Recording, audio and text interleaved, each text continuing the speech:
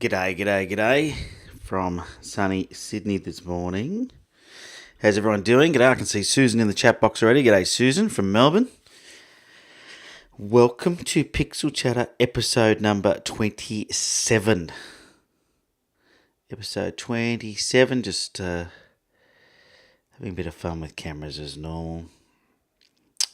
Boy, oh boy, why is this doing this to me? I'll get the camera up and running in a second, but how's everyone doing on this fine long weekend? Australia Day long weekend. There we go, camera's working now. All right.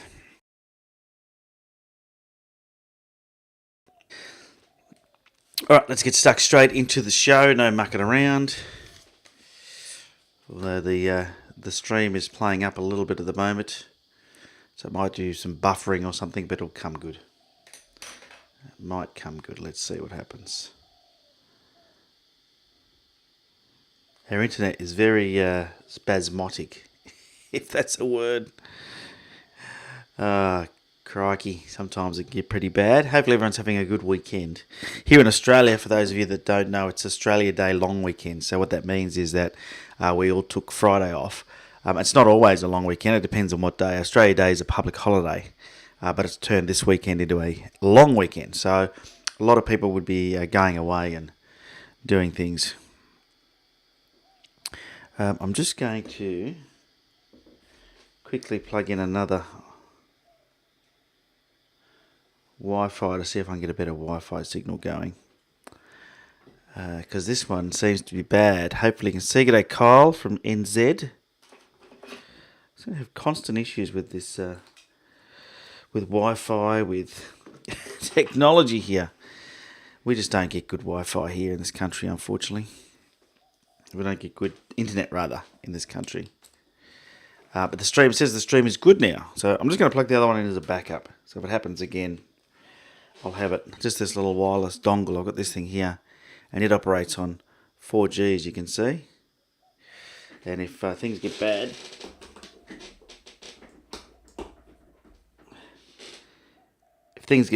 then I can switch us over if we need to. All right. How's everybody doing? What's going on in photography world for you all? Who's really smashing it out of the park with their photography? All right.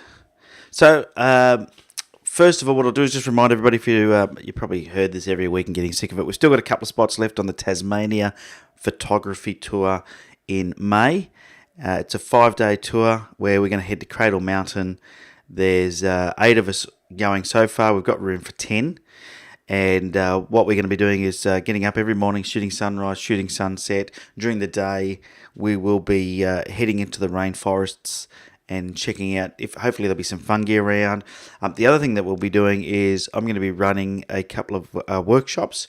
One of those will be on Lightroom and maybe a Photoshop one. And I know that Mike, who I'm going with, he's a wildlife photographer. He's going to run a couple of workshops as well around wildlife photography. So if you haven't already learned about that, the link is in the description down below for the Tassie tour. Go and check it out and come and join me. The other thing I want to do is say thank you so much to my Patreons. If you're not sure what Patreon is, it's a way to support creators like myself. And you can go to Patreon, which is Patreon, patreon.com/on3legs. That's with the number 3. And you can become a VIP, a very important photographer. For as little as $2 a month, you join. We've got a VIP community online. And we have exclusive VIP-only hangouts, which we had a couple of days ago, which was a bit of fun, where we talked about mirrorless cameras, and if you're thinking about upgrading your DSLR, should you go to mirrorless? And we spoke about the advantages of mirrorless, etc. So it was a pretty cool VIP hangout. So that's for the VIPs. The next hangout will be announced shortly. Have a look, keep an eye out in the VIP online community for the next hangout date. We had a good turn up. It was a great day. Alrighty, let's get stuck straight into the viewer's kit today. Every week I've been showcasing a viewer's kit and giving you a bit of an insight into what other photographers are shooting with. It's really interesting. This particular photographer sent me in his kit. His name is Jeff Clark, as you can see. Jeff looks like a Nikon shooter with a bit of Nissi gear there, and his bag just in the top at the of screen. I stretch the images sometimes to fit the HD YouTube sort of size, but that is an Agena a bag up there, and I'll go through these in a second and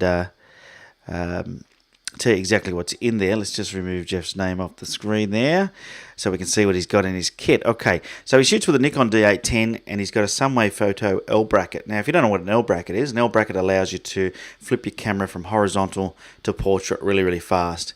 And it's a good way to keep the weight over the center of the tripod rather than hanging it over the edge, and it means you can switch between portrait and landscape really quickly. So it's an important thing for a landscape photographer to have. If you don't have an L bracket, you should probably get one.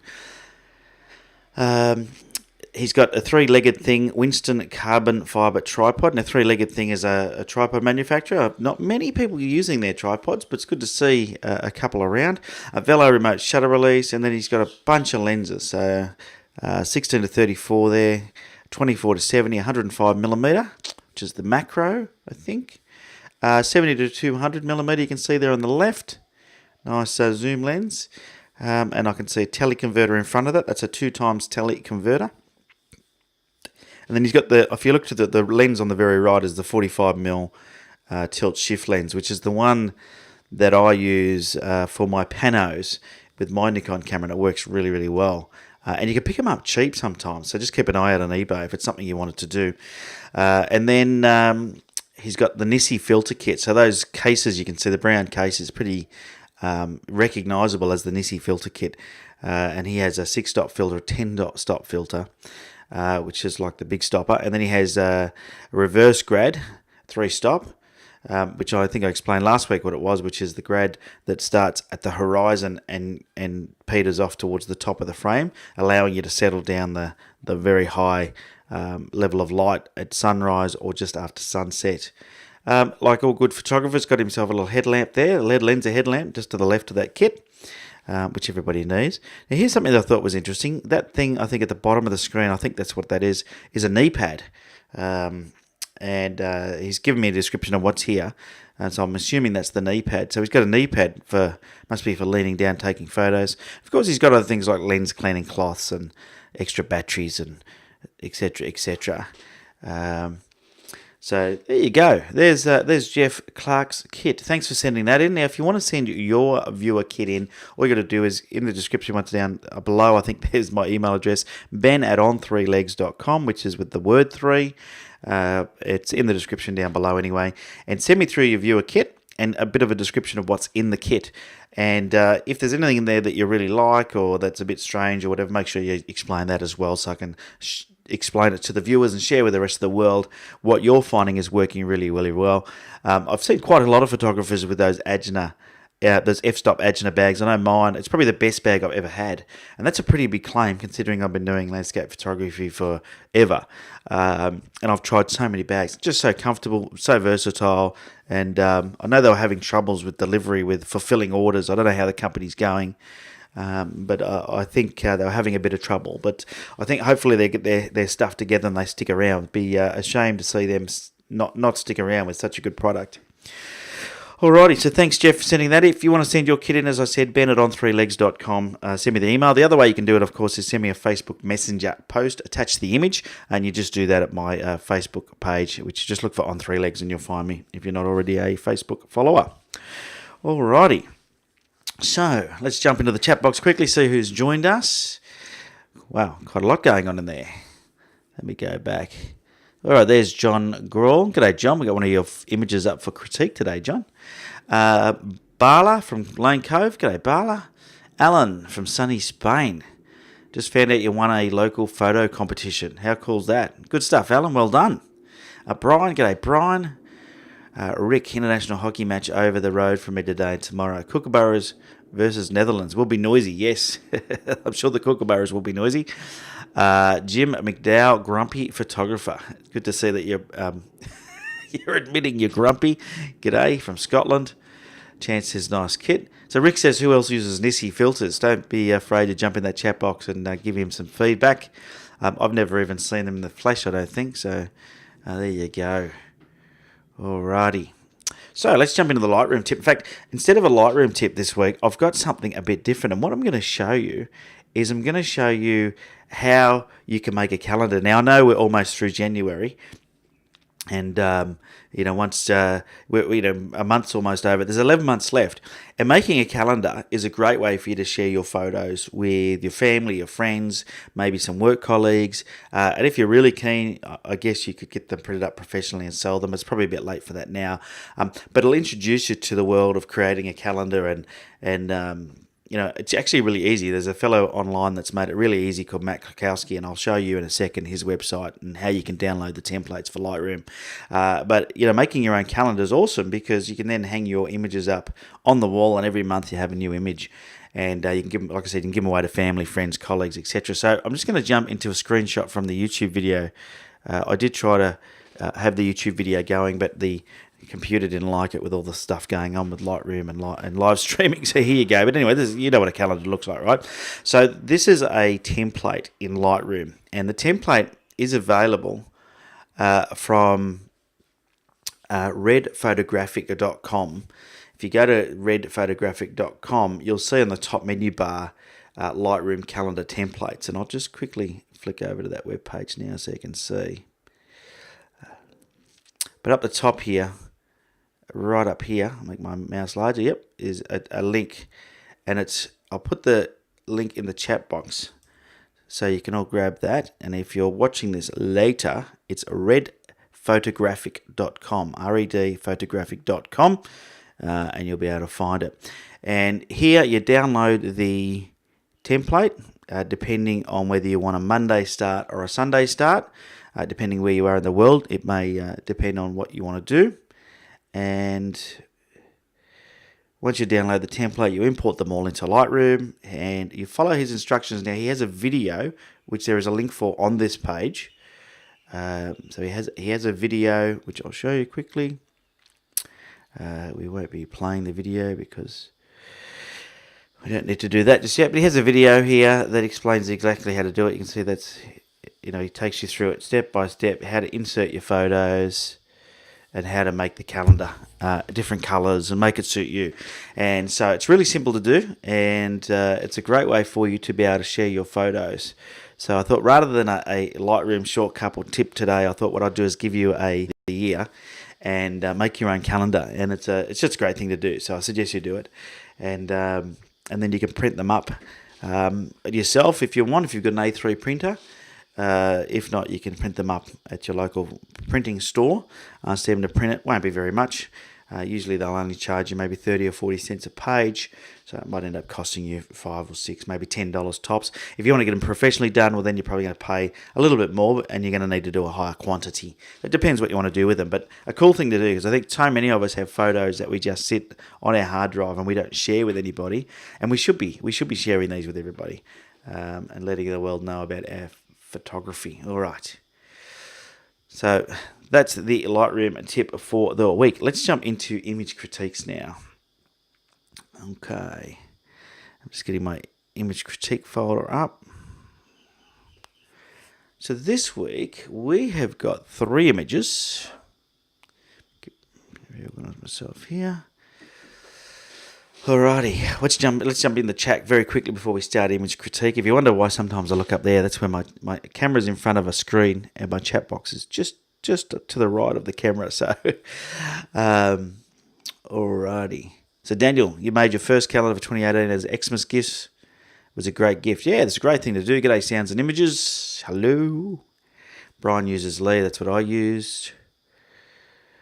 Rusty says, any new vlog from me? Yes, there's one coming out on Wednesday. Now I'm off holidays. I've been in holiday mode for the last 2 months, and I just haven't been doing anything. So there's nothing been happening. But it will be returning on Wednesday. You'll see the new vlogs coming out. Anthony uses Nissi. Cool. All right. So let's jump into the critiques. I've got 3 images to critique this week. Who we got here? Okay, so we've got one from John that looks like this. Here we go. All right. So John sent in this image here, and he said he went to this famous location. What is it? It's a... There we go. Let's get rid of the name off it there. There we go. Went to a rather famous location to shoot something else, which was 90 degrees to the right of what is shown in this image, which quite often happens, doesn't it? We go somewhere and and we find something else to photograph. That happens to me all the time. It says, I noticed this interesting long wavy shadow moving across the landscape cast by the hills and the contrasting tones, etc., etc. He said, this is something of an experiment in minimalist landscape photography. He said, the scene is pretty empty, especially the sky. Yeah, I think this is a bit more of a fine art type of a shot. So that's John Grawl's one, so we'll jump into that in a second. And I think sometimes, those minimalist shots can really work, and we'll take a look at that any moment now. The next one that I've got is, zoomed in a bit much, is from Chance Sealer. And Chance went out. Let's have a look. Here we go. Chance it is. Alrighty. So this one from Chance, he shot on a meetup with another YouTuber. He must be doing some sort of a YouTube meetup shoot with Brendan Van Sun and a few others, half a dozen other people, at Salt River Tubing Drop-Off in Arizona. Had to leave before sunset because he had the other stuff on. But nice image, so we'll get to that very, very shortly. We'll check that out and see what we can do.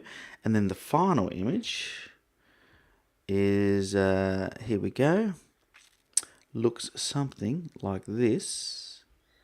And it's from Christian Taylor. Christian Taylor shot this beautiful looking, I guess it's a sunrise, sunset. Let's have a quick look at the time. It's a sunset. Shot at 8 p.m. Hasn't really given me any description of the image or where it is, but really nice shot of the sun setting somewhere, seascape, longer exposure, and we'll get to that very, very shortly. So that's our 3 images. Thanks so much for those of you that have sent the 3 images in. If you do want to have your image critiqued, link is in the description below. Shoot me the email. Make sure your images are at least sort of 3,000-4,000 pixel on the widest edge, and you give me a bit of a description and include the EXIF information so I can technically look about how it was you shot the image and give you constructive feedback. All right, you know what time it is? It's Pixel Chatter time. Out of the Pixel Chatter cup. All right, so we'll start with John's image. Let's jump back into that. Okay, here we go. Let's do this. All right. So, I think this is more of a fine art sort of a shot, and when you talk about fine art, it is about having, a little bit less in the image, typically, and quite often they'll have all these different textures, and I think it works well for that.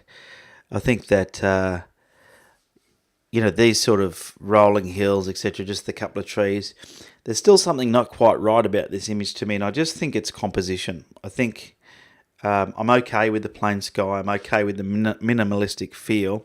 I just think it's composition. But before I get to that, I'm going to just look at the technical data, and then we'll jump into things like composition and have a look at what we probably could move around or change just to make it a little bit different and possibly improve it. Like I say, when I do these, it's always just my opinion. And what I say doesn't always, it's not always what should happen. It's just how I would have done it. And hopefully that helps you think about things a bit differently. All right, let's look at the technical details. ISO 100, excellent. So lowest ISO you can go. What camera were we shooting with? I think John has an X-T2. Yes, he does, which is cool. This is shot with an X-T2, by the way. Let's go. Let's zoom right in just so you can see how cool this detail is in this camera. It's probably zooming in a bit. That's 8:1. Let's try a little bit further out. Let's do 4:1. But remember, I'm looking at a JPEG that is 5,800 wide. But yeah, really, really good detail in this camera. Oh, I hit the wrong button there. Let me go about to 2:1. I'm thinking about getting the X-T2 myself to upgrade from the X-T1. And the colours, the Fuji seems to render colours really nicely. I love the way it does it. But so this is the This is the XT2. Hopefully, is everyone still getting the stream? I've got my computer seems to be chomping at the bit on the memory at the moment. I can hear it winding away. So hopefully the stream is good. Yep, I could just checking that now. It's all good. Right, we'll jump back into that. Okay. Yeah, so the XT2 is really good. All right, so let's shot with the XT2 ISO 100, which is I think is that the base ISO for that? I thought mine's 200, I think, or is it 100 on the XT1? I can't remember now. And he's used the 50 to 140 millimeter f2.8, which is the equivalent of 70 to 200 millimeter lens on your full frame camera. So the 50 to 140 millimeter. Shot this at f9 at 1/15th of a second. f9 was a relatively good choice. I probably would have gone a little bit higher, just because the foreground is very, very close, although having it in extreme focus is probably not going to matter. Let me just go 1:1. Oh, what's happened there? There we go. And being a mirrorless camera, you don't get the same depth of field. So f9 is sort of like shooting at f13 or f16. That looks pretty good. Okay, cool. So that looks pretty good. Yeah. So that's all good. I think from a technical point of view, there's not really much you could change. Let's jump into the develop module and have a look at what we could do with it, because it is. I think part of the challenge with this image is it's quite. It is very plain, so there's not a lot going on, and my eyes sort of draw to the trees on the top, for whatever. Anthony's already onto me. I was just seeing in the chat box with his big grinning face. I'm going to go pano on this. He's right. The reason is, and this is, I really recommend you do this. Think about it. No, but once again, it depends on what you're after. But I don't know. There's just too much, I think, of the blue distracting me, and that leading line is not coming out of the corner, and I think it should. And I just think if I was to do that, that would work better. I know this is not distortion, this dip in the horizon, but it looks like it, doesn't it? So I'm tempted to try and do something with that as well. So there's my pano crop. I think that works better. And as you can see, if you look down the left-hand corner down here, you see the leading line now comes out of here. And what happens is all these creases in the hills lead your eye back up to this top line here. So I don't know if you can see these creases along here. So that works a bit better for me than previous.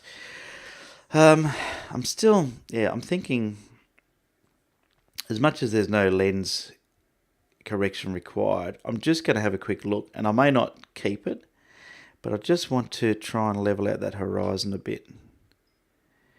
Let me just try a bit of transform. See what we can do here. Sometimes, yeah, no, that's no good. Let's change the aspect, see if we can rotate it slightly. No, yeah, something I just don't know what to do to get rid of that. What feels like distortion. It's not though, so we're just going to leave it. There you go. So in the end, we're just going to leave that. I have got -10 of lens correction in, so if you see, I have just gone a little bit to try and there we go, -7, just to try and offset it a little bit. Now, the blue sky in this, I think, is slightly overexposed compared to the foreground, and I think for me, I'd want to fix that. So let's just grab a graduated filter and bring it in from the top, like so. And let's just drop the exposure a tad up the top there and bring the highlights down a bit, like so. Let's, what will we do here? Drop the whites a bit, just darken the sky by dropping the blacks a little bit as well, and just increase the dehaze a bit on it. You don't want to go too crazy because you still want it to look like the sky. Oh wow, that's really brought out nice colour in the mountains as well. See, sometimes you get other effects happening. You know what, I'm just going to leave it for the sky. Let's just do the sky. There we go, something like that. So it's just given the sky, if you look at before and after, it's probably too blue now. Let me go back and fix that.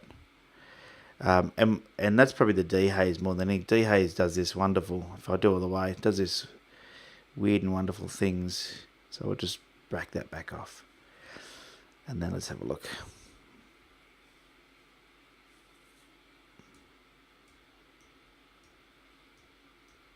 All right, I like that. I'm gonna also do the same on the bottom. I'm gonna introduce a graduated filter. Oh, try that again, but keep it straight by holding the shift key. I don't know what happened there. I thought I was holding the shift key. I think I had the wrong key.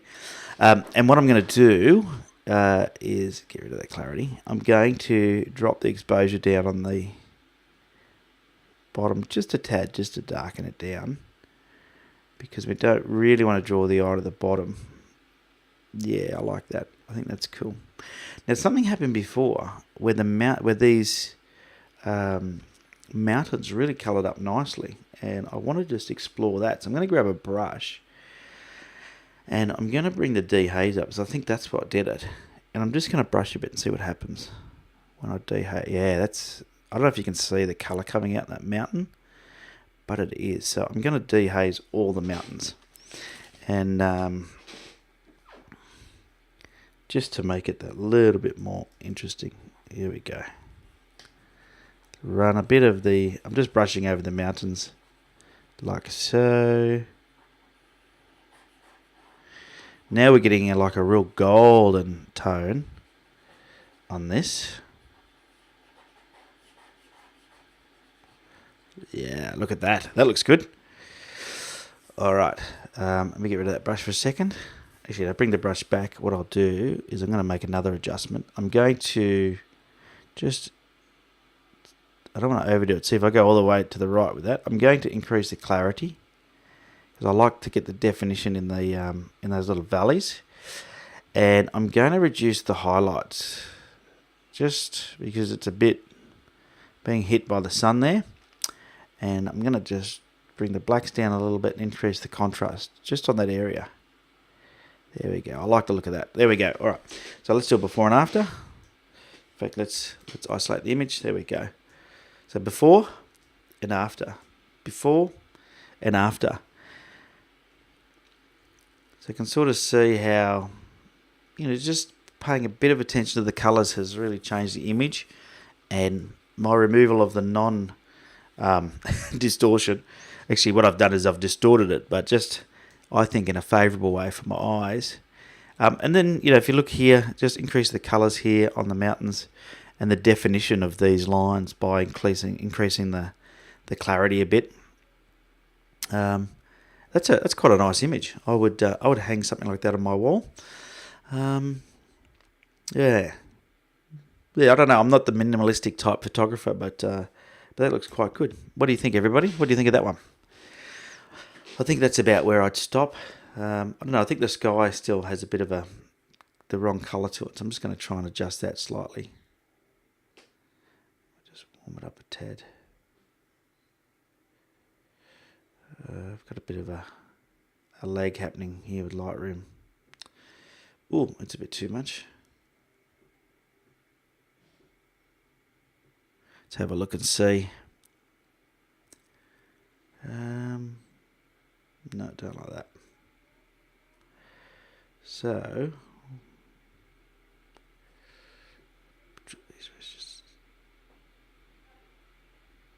there we go, something like that. I think that's better.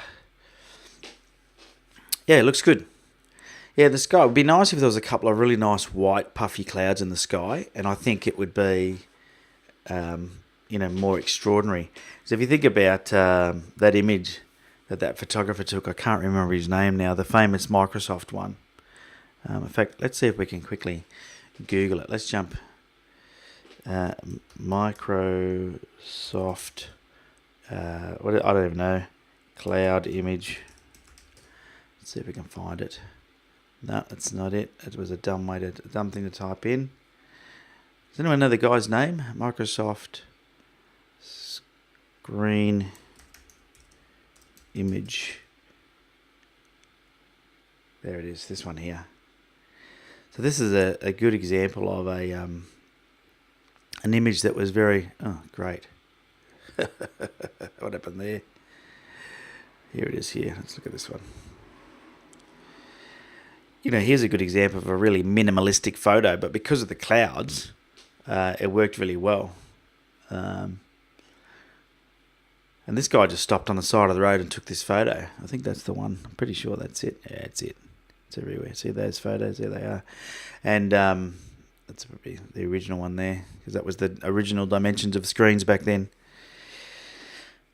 But, sometimes the sky can make or break what you're doing, because if it's not cooperating, and sometimes you need for it to some clouds or something going on in the sky. Because the other thing, when you start editing too, you've got to be careful with skies, because they can sort of go a bit off sometimes, and you want to be careful. All right, just jumping back into Lightroom. Yeah. That was the screensaver you had once, yeah. I think everybody did, right? It was famous, and that guy that took that photo just stopped on the side of the road and took it with his camera. He was driving somewhere. I can't remember his name, and but he's quite famous, and I think they've just hired him to do a whole bunch more. And yeah, it was pretty interesting to see. All right.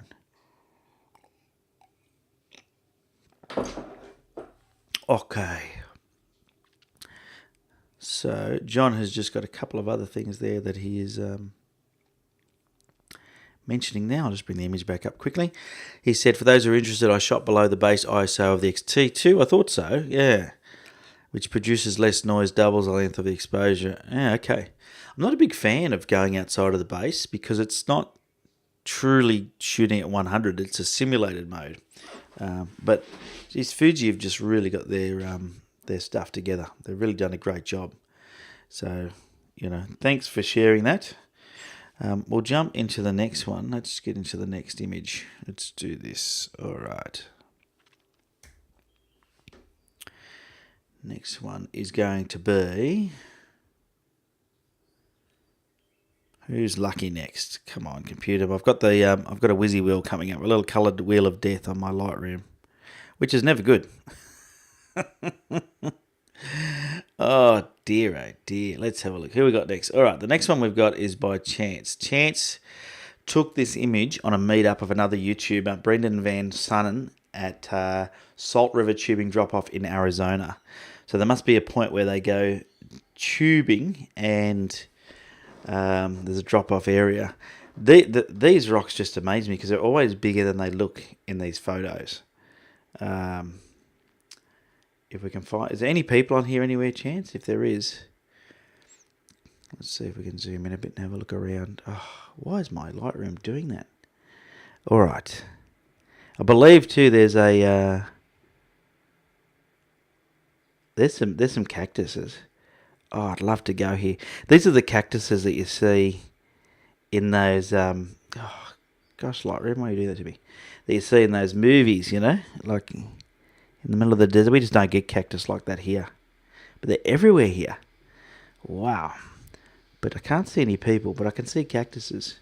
But there was one shot that you sent in, Chance, that had people on it, and that was pretty cool. All right. So let's have a look at technical details, and then we'll get stuck into composition.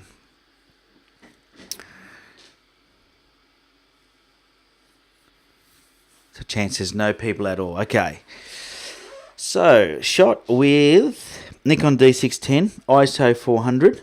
I probably wouldn't... I'm not sure why I shot at ISO 400, but unless you had to, which to me you didn't need to, I would have kept it as low as you can go. Only because you will get noise in your images, and if I zoom right in, I can see noise in it. And, as soon as you start upping that ISO... you're going to get noise. So do your best to keep it down. And this is quite a lot of noise in the sky. And that's because it looks like you've post-processed this, I think, a bit already. And you've introduced a bit of noise into your sky. So you've got to be careful as you, when you shoot. just make sure that ISO is always as low as it can go. I know I say it all the time, but it's just something that has really made sure that when I shoot, I don't get that noise happening in my photos. Shot at 31mm with a Nikon D610 and an 18 to 35mm lens at f8. Also, that's the other thing, f8, probably could have shot a bit higher. You've got a 1/320th of a second shutter speed. I don't know if it was shot on a tripod or not, but 1/320th is pretty quick, so you could have afforded to go up a little bit in your aperture as well, just to increase the depth of field. And if you have a look closely down here, you'll find that the focus on the foreground is out. Okay, and that's usually typically because what you've done is you've put your focus onto the rock, okay, which is way in the distance. When if you focus somewhere like where this foliage stops and the hill starts, if you focus somewhere there, you probably find you get much more in depth, and you'd probably be better off. So just keep that in mind. ISO down as low as you can go, and aperture, shoot it up, and make sure you focus about a third into your image, because you'll find what'll happen is the things that are in the in the distance will focus much easier than things right in the foreground. When you're shooting, make sure you have that depth of field right. So Chance says he forgot it was set at 400. Yeah, now this is a common thing that happens, right? So as photographers, have yourself a bit of a checklist when you pick your camera up in the morning before you start shooting. Just have a checklist. And my checklist is this. I look at white balance, ISO, shooting mode. That's pretty much it. And then focus, of course, when you're if you're composing, make sure you've got your autofocus on before you just assume it's on. But I always check white balance, ISO, and shooting mode. Because sometimes if you've been doing something else previously, they're the three things that typically you might change. Now, because I shoot RAW, that's the other thing. If you ever shoot JPEG and sometimes you want RAW, then you might include that in your checklist. But I only ever shoot RAW. I don't use my DSLR for happy snaps. I use my the little camera, my point and shoot. So the DSLR is always on RAW. But this the sort of things I see people forgetting. But ISO is a big one. So make sure before you start shooting, you always check your ISO. And this is, once again, this is indicative of you as a photographer and where you're at in your mind, because you should be thinking about ISO before you hit the shutter button, because it's part of your creative control. ISO, aperture, and shutter speed, the three things you've got to control what goes on with the image. The other thing I always check is the metering as well, because sometimes I change the metering to spot metering, or when I rather have what's called evaluative or matrix metering, where it meters the whole scene and averages it. So make sure you do that. And I can see that George has just put a note there. He often forgets to turn the VR off when on a tripod. Yeah, your vibration reduction or your optical image stabilization, if it's on when your camera is on a tripod, it will actually make your images blurry. So make sure you turn it off. Once again, a good thing just to check. So these little things, make yourself a checklist. And, you've just got to learn to, if you're not checking your ISO, what it tells me is you're not thinking creatively enough yet. You're just going and pointing the camera, and you're not thinking about what do I want to do, because ISO is a part of it. So make sure that you always check your ISO. All right, cool. Good lesson to be learnt there. Thanks for sharing that you forgot. Some people wouldn't be honest about that. All right, let's jump into the develop module and see what we can do to improve this shot. Boy, oh boy, what would I do? I feel like I would have pointed the camera just slightly to the left. And the reason I would have done that is to move this rock more on this rule of thirds cross. It's a big part of this image, and I'll just show you what I mean.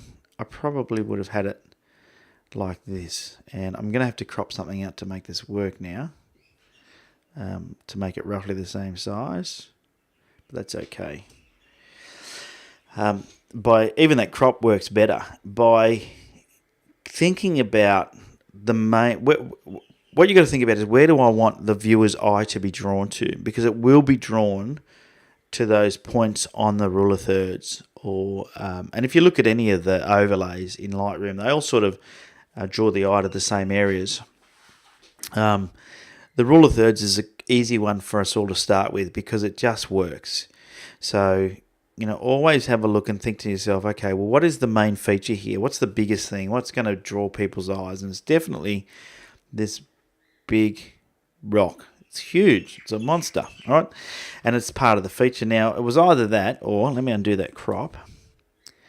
It was either that or, did I undo it all the way? There we go. Or I would have pointed to the right. Now, I don't know what was to the right and I don't know what was to the left. And this is always a limitation I have when I'm looking at these images because I've never been here. But I would have moved this rock somewhere to make that work. With the sky being so blue, we don't need it in the picture anyway. We don't need it. Let's pano this shot. I know you all love it when I pano a shot. Let's do that. No, I think that was a mistake. I like the foreground down below, so let's bring that back in. Let's do something like that. Okay, I think that works better. And that just gives you, that little bit of a different aspect and makes the shot a bit more appealing. There's nothing up in the sky, so why have it? Now, what time of day was this taken? Let's have a quick look. This was taken at 2 p.m. in the afternoon, so sort of the afternoon light hitting it. You can see it's quite harsh, but it's still okay. All right. I would also grab a graduated filter and just see if we can bring the colours out. You can see straight away I've got dehaze left from the last photo that I did. Just have a look as I drag that up, how it really brings the colours out. See, it's quite washed out. Let's just do it the other way. See how it's quite washed out down the bottom? If I do that, just drag that dehaze up. Look at how colourful it becomes. I'm not even going to do anything else, I don't think. You know what? I am going to bring the saturation up a bit because those little yellow bushes in the bottom, I like them a lot. Just a tad. And let's give it a bit of clarity just on those. Increase the contrast slightly. This is just on my graduated filter, by the way. There we go. Now, once again, if we just have a look at the before and after. See before and after. Look at the difference in bringing out the colours in the bottom of the image. Can you see that? Just by doing that, the images started to come to life. I really like that. Okay, cool. What else could we do? I think the highlights need to be brought back overall. So if we go to our basic settings, just grab those highlights and bring them back a bit. Because it is a harsh time of day. So we're going to do that. And I'm actually going to bring the shadows up a little bit as well. Just to try and even the exposure out. Just a tad, I think. Not too much. It's going to start looking like HDR. So I'll just bring it up just a little bit. Let's just fix these two whites and the blacks a bit. Yeah, that looks good. Now, the sky to me, the noise, is one of the things that's going to be hard to fix because the noise you would have fixed. If you wanted to, I don't know what you've done. Have you sharpened it? What sort of processing did you do, Chance? Because there's a lot of noise up here and it's actually quite hard to get rid of in Lightroom. I always use Photoshop, but I just know from the past experience, if I open that as well, my live stream is going to crash. So I'm not going to do that. But what I would do, especially something like this, I would create a mask, and to select that sky would be super simple in Photoshop because of the very defined edge between the rock and the sky. Besides a couple of little cactus, it would do a great job. And the cactus don't matter, they're so small. And then I would just reduce the noise on that sky completely. Because if you lose this, you've done no post-processing, okay. So it's just a result of shooting at ISO 400 in camera. Did you shoot RAW or JPEG? Because it might be that you've shot JPEG and it's done some processing for you. Quite often, that's one of the dangers with in-camera JPEG too, by the way. And I don't know if that's the case with this, but if you are shooting in-camera JPEG and you've got things on like sharpen, inside your Nikon camera in particular, I know they all do it, but you can adjust settings for how a JPEG is then compressed and processed. And so you just got to make sure that you've got those settings set to 0 if you're going to shoot JPEG. All right, let's just drag a Another graduated filter from the bottom, from the top, and get rid of that dehaze, and just see what we can do about this color on them. So you know what? I'm going to rotate it slightly because I feel the biggest problem is this left corner. And I'm just going to try and settle it down a bit. And the way I'm going to do that is I'm just going to bring the exposure up slightly in that left corner. I don't want it to take away from the fact that we know the sun's coming from the right. But I just want to move it around just slightly. Oh, not that much. There we go. Just ever so slightly, because I just feel like it's a bit unbalanced. There we go, something like that. Let's have a look. And some of these things are just trial and error, right? So we do the before and the after. Before. Yeah, look at that. Look at the difference.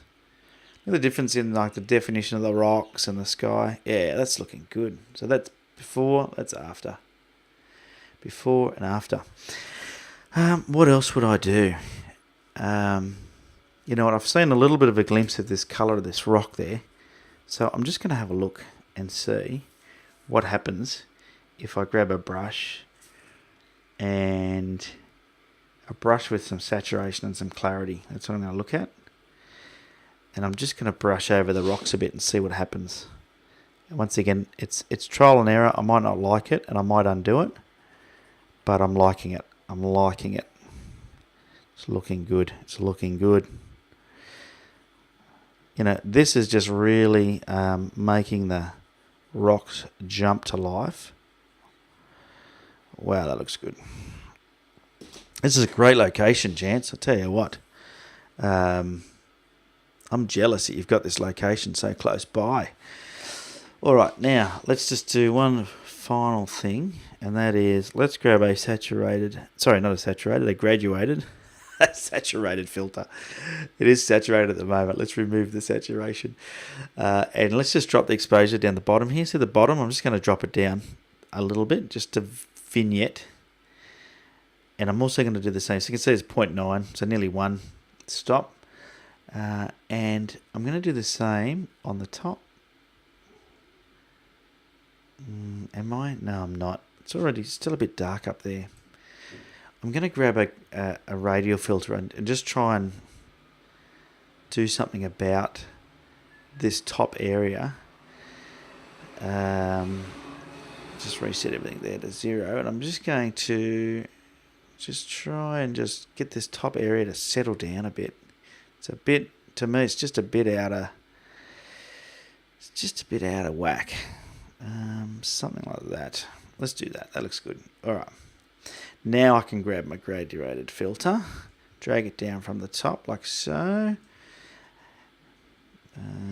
Let's just get rid of those things and just drop the exposure just a tad on the top to top, so that gives us that top and bottom vignette like so. And then I'm going to grab one more and I'm going to do it from the side here just to settle the sun down a bit. Oh, maybe something like that. Just a little bit. There we go. All right. So let's have a look at the before and the after. Let's get there. Okay, so this was before. Now this is the good thing about Lightroom, you know, you can really transform an image. This here looks a bit washed out, a bit pale, lacking a bit of definition. And the previous crop.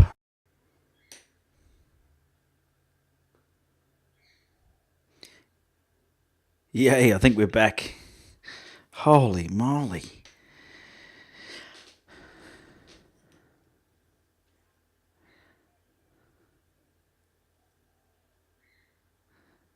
I saw that chance before you retracted it.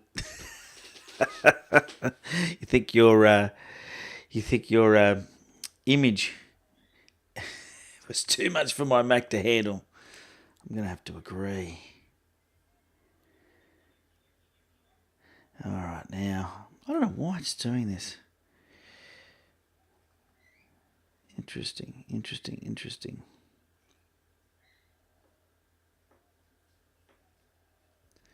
So sorry about that, gang.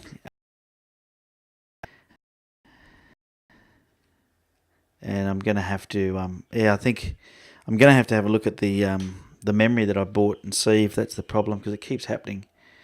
But it does happen. I don't know why it's happening, but it's something to do. It doesn't like Lightroom. I'm not sure what Lightroom did or didn't save.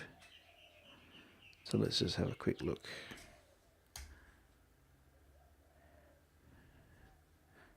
Okay.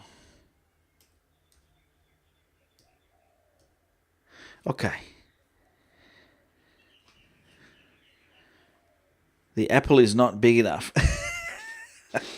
Good on you, Brian. I don't think it is. You think it's a memory corruption, John? Yeah, I don't know enough about them. I mentioned it to my computer guy that supplied me with the memory, and he said there's actually an upgrade for the iOS just come out, was released like a day ago or 2 days ago, because there was a lot of people having problems. In particular, he said he had a lot of customers that used Macs and used Photoshop, etc. that are having problems. I did have problems even without live streaming, and I had to disable Lightroom accessing the graphics card just to do cropping when I did the upgrade to Lightroom 2018 or whatever it's called, the new one. So I'm going to do the upgrade, and we'll see how that goes. And then if that still fails me, then we know that there's something else going on. All right. So where were we? I think we were looking at chances before and after image. So here's the after. This was the before, and here's the after. So you'll get a bit of a feel for how we went there,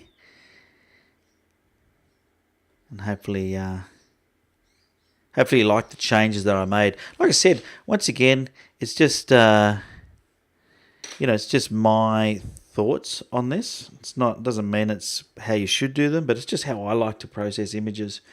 I'd probably take a little bit more care with that sky, because the sky's gone a little bit blotchy, and definitely I would be working on that sky in Photoshop, which I'm not going to do today for obvious reasons. Otherwise, we're going to crash the computer again.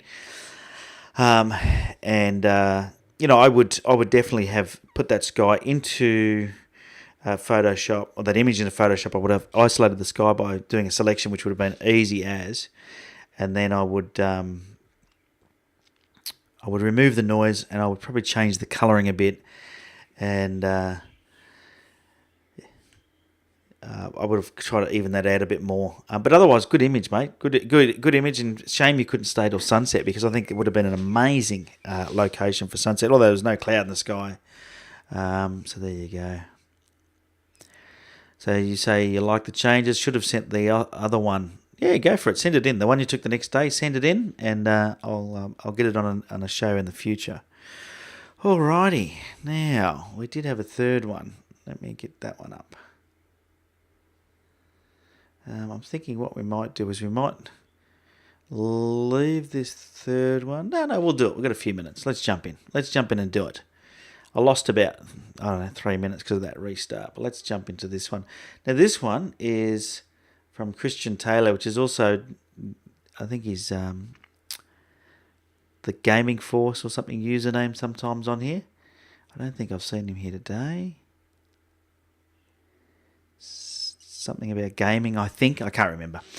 But anyway, Christian Taylor has sent this image in. It is a beautiful sunrise. He's given me no information as to where it was or anything, but he's in the UK, so I'd say it's a UK shot, and that's looks like a typical UK Pebble Beach. And it is captured at 8 p.m, so it's a sunset, and he's done some interesting things here with the colour. I'm not a fan of doing things with the colours like this. I'm not sure. It's a long exposure. Let's look at the technical details, then I'll get stuck into my composition and tips to do with colour, etc. Okay, clearly we have an issue technically that I'm going to have to go away and sort out, and I don't know what it is, but it's a bit frustrating. So I think we won't do another critique today, because clearly there's a problem. Let me just get this up and running here. Done. Okay. Boy, oh boy. All right. Why would anybody do live television or streaming? I know, what do they say? Never work with kids or work with kids or animals in live television. I think never work with Lightroom in live streaming. Anyway, so I think that we'll do that. We'll do that critique next week. And John says, here we go. John's giving me some recommendation. Backup, reinstall macOS from recovery mode. Test the RAM. So you hold the D at boot and it will do a test, will it? Is that what that does? Yeah, I think it's the new Lightroom. I think so many people have problems. If you just Google Mac freezing with the Lightroom, because what's happening is everything freezes, and then I think the computer just can't cope, and it tries to reboot. Anyway, I'm going to do the upgrade. I'll do the upgrade. I'll see if that's available, because as usual, they don't update. They don't give everyone the update at the same time. So I didn't check.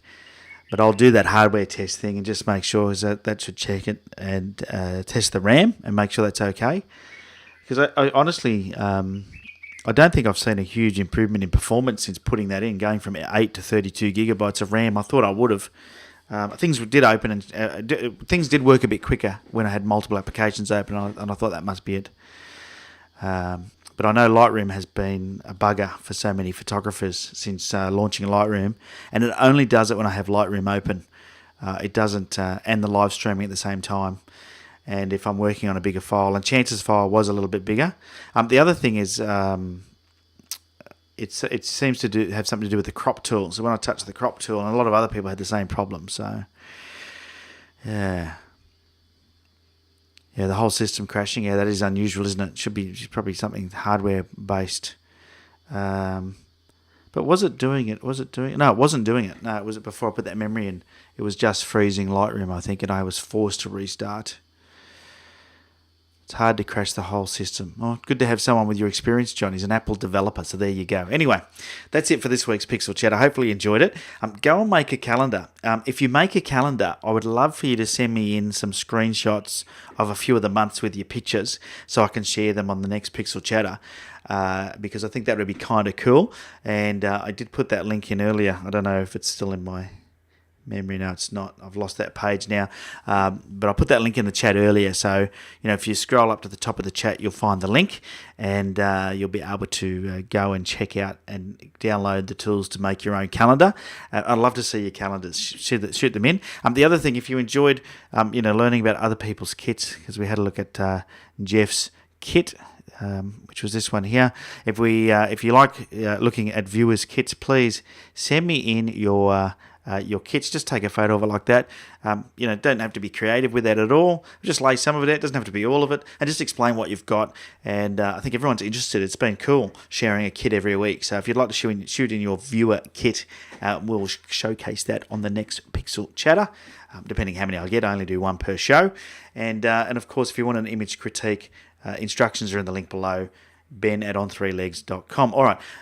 Shoot through your social media now in the chat box if you want to share your social media, and then you can share your social media with everybody. Yeah, and sorry about the technical issues. I mean, this Mac, I upgraded this Mac at the end of last year. It's a $4,500 Mac, and I'll put 32 gig of RAM in. I shouldn't be having any problems, so I am going to see if I can work that out by installing the new iOS, and I'll do what John suggests. I'll press D on startup, and hopefully that'll diagnose anything that's an issue. And if it is the RAM, then my computer guy can just get me some new memory. But I know, I know that the computer was struggling before with only 8 gigs, so I could always put the 8 gig back in and just see if it does it, and we'll see what happens. So there you go. Tim says you've not had any issues with your Lightroom on your new Mac with 64 gigabytes of RAM. Okay, well, I've only got 32. Yeah. All right, well, have a great weekend, everybody. Thanks again for tuning in. Get out there and take yourself some photos. Cheerio.